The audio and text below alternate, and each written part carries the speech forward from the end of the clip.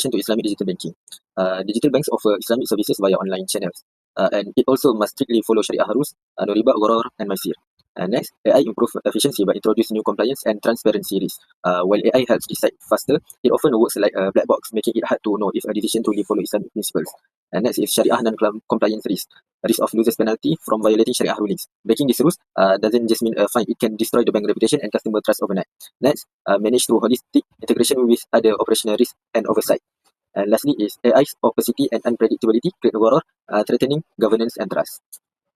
Sharia non-compliant risk, or SNCR, happens when products or operations do not fully comply with Sharia principles.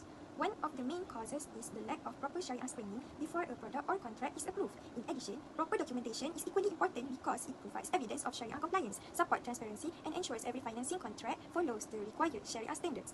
In this case study, the Islamic Digital Bank introduced an AI-based financing approval system to improve efficiency. However, the system automatically approved contracts without proper Sharia screening and documentation review. As a result, contracts that do not fully comply with Sharia principles may still be approved. According to Bank Negara Malaysia's Sharia Governance Policy Document 2019, Sharia risk management and Sharia review must be integrated into the bank's overall governance framework. These functions help identify, assess, monitor, and report any potential Sharia non-compliance. If these controls are not properly implemented, the bank may face invalid contract, financial losses, reputational damage, reduced customer confidence, and even regulatory action. And now I'll be presenting the risks and challenges of AI and fintech in Islamic banking. As shown in our case study, an AI financing system improves contracts without any Sharia screening. This is the core problem. Islamic banks are pressured to go digital, but every automated decision still have to comply with Sharia. That tension is what makes this so challenging. There are three main risks. First, Sharia and algorithmic risk. AI has no built-in Sharia filters. The black box nature also makes it impossible for Sharia boards to audit decisions properly. Secondly, cybersecurity and privacy. A data breach in Islamic banking isn't just a fine. It spreads their trust or amanah with customers. Thirdly, regulatory gaps and costs. There are no specific AI rules for Islamic finance yet. Talent is limited and each fintech upgrade costs more than it earns back. So the takeaway is simple. AI can modernize Islamic banking, but only if governance keep pace with technology. Bismillahirrahmanirrahim. Assalamualaikum warahmatullahi ta'ala wabarakatuh. My name is Mohd Harraz from Arif. My metric number is 1240413. And now I will present a critical regulatory failure involving an Islamic digital bank that deployed an AI-based financing system which automatically approves contracts without proper Sharia screening. This operational failure directly breached Section 28+1 of the Islamic Financial Service Act 2013, which mandates absolute Sharia compliance at all times. Furthermore, the bank violated Section 28+3 by failing to immediately notify Bank Qairuunisya and cease the activity under Section 28+5. The legal consequences are severe, carrying a penalty of up to 8 years imprisonment, a 25 million ringgit fine, or both. The law is final and senior management cannot escape liability by simply blaming a software glitch. Moving on to the Sharia Governance Policy Document 2019, under paragraph 8.1 and 15.1, both the board and senior management felt their core responsibility to oversee and ensure that automatic transaction comply with Sharia, but allowing a fully automated system to operate unchecked.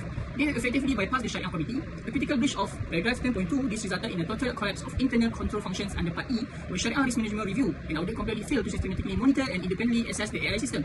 Finally, the bank violated the risk management in technology RMIT framework.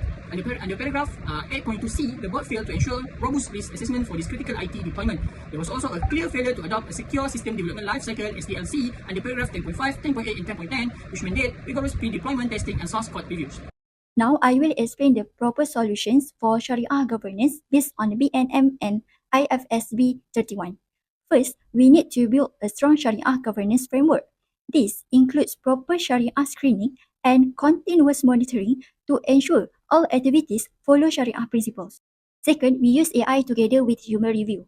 AI helps to identify risk faster, but human experts are still needed to check and confirm decision to make sure everything is Sharia compliant. Finally, we must ensure transparency.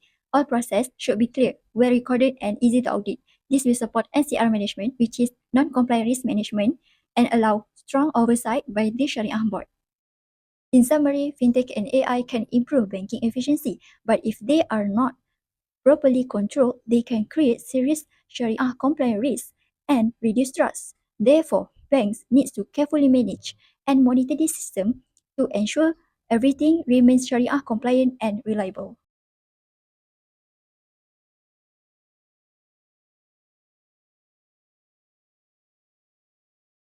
Now for the introduction, this case study discusses over the non-refundable tabarruk contribution after the early termination due to misunderstanding and lack of transparency. Takaful is a Sharia-based system built on mutual assistance and risk sharing, and it avoids riba, gharar, and maisir. Meanwhile, tabarruk is a voluntary donation to a common fund where ownership is transferred and usually non-refundable, promoting mutual help and social responsibility. Tabarruk is one of the fundamental principles in Takaful operation. When participants make contribution, the amount is divided into two separate accounts. One portion is placed in a savings and investment account where the funds are invested in Sharia-compliant investments. The other portion is transferred into Tabarruk fund, which is a donation fund contributed voluntarily by all participants. When a participant experiences a covered loss, such as death or other injured events, compensation is paid from the Tabarruk fund. This reflects the concept of ta'awun, or mutual assistance, where participants help one another through shared contribution. In relation to this case study, the participants questioned why their contributions would not be refunded after terminating their certificates. The answer lies in the nature of the Tabarruk contract. The Tabarruk portion is considered a donation, not a personal savings account. Once it is contributed, it belongs to the collective risk fund and is used to compensate participants who suffer covered losses. Therefore, it is generally not refundable upon early termination. This approach supports the concept of risk sharing instead of risk transfer, avoids elements of riba, and ensures that Takaful operations remain compliant with Sharia. Moving on to the regulatory framework governing this case, we need to evaluate the legal tension between fund, sustainability, and disclosure obligation. First, under BNM's Takaful Operational Framework 2018, specifically paragraph 9.1, 9.1, and 10.15, a Takaful operator is legally mandated to segregate funds once contributions are made. The Tabarruk portion incurs the participants' risk fund, meaning individual ownership is completely relinquished for collective mutual assistance. Furthermore, paragraph 9.10 clause B states that individual cash refunds are operationally unlawful as they directly threaten the financial sustainability of the collective pool. Second, looking at the market conduct through the fair treatment of financial consumers, paragraph 13.3 dictates that operators must actively monitor and supervise their agents to ensure they do not negligently or recklessly mislead consumers regarding a product. Crucially, paragraph 30.4 strictly prohibits operators from trying to escape liability if an agent fails to exercise reasonable precaution or misleads a consumer. This means the bank cannot shift the blame or escape accountability for the agent's poor onboarding explanation. Finally, under the Islamic Financial Service Act 2013, we see two sides of the law. On one hand, Section 90 to 94 legally justify the operator refusal to refund as arbitrary asset withdrawal are a statutory violation. However, on the other hand, the operator heavily breached paragraph 4 and 5 of Schedule 9 by failing to provide clear pre-contractual disclosure regarding the non-refundable nature of Tabarruk. In conclusion, while the participants are legally barred from returning their Tabarruk fund, the Takaful operator remains strictly liable to severe BNM penalties for a major disclosure failure to its indemnities. Issues related to customer understanding and transparency in Tabarruk contracts. Firstly, customer understanding issues. Customer wrongly think Tabarruk is refundable savings. It is actually an irrevocable donation, hibah, for mutual help. Customer expect a refund, showing they confuse Takaful with conventional insurance. Next is transparency and disclosure failure. Operators tend to use complicated legal terminology rather than simple. Refunds are not automatic, except in rare cases, but this is never clearly disclosed. Customers are genuinely surprised when contributions are non-refundable. Number 3 is regulatory non-compliance. Misleading customer violates BNM Sharia governance policy document. The Sharia review function failed to catch this poor disclosure. And stricter transparency rules are needed to be better protect participants' rights. And now I'll be presenting solution for our case study on the Tabarruk contract in General Takaful. Quick recap. Participants terminated their certificates and expected refund, but couldn't get any because their contribution were Tabarruk, which is a voluntary donation under Sharia. The operator never properly explained this, so the problem is not the Tabarruk itself. It that participants didn't know what they agreed to. There are 3 solutions. 1. Better disclosure. Bank Negara Malaysia already requires a product disclosure sheet, but agents must also verbally explain Tabarruk and get written confirmation before any certificate is signed. 2. Consumer education.